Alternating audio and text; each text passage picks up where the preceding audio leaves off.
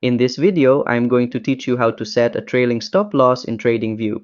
This will help you protect your profits and minimize losses automatically. Let's get started. First, go to tradingview.com and sign in to your account.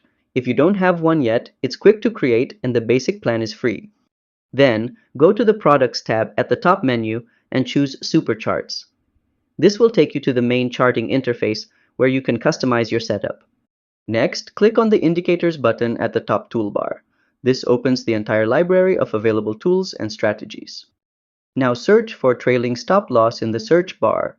Pick the first result that appears, usually a popular community script with solid ratings. After selecting it, the trailing stop loss indicator will automatically be added to your chart. You'll see a colored line following the price action. This is your dynamic stop loss level. And that's how to set a trailing stop loss in TradingView. If you found this useful, hit the like button and subscribe to How to Tutor for more quick and easy tutorials. See you next time!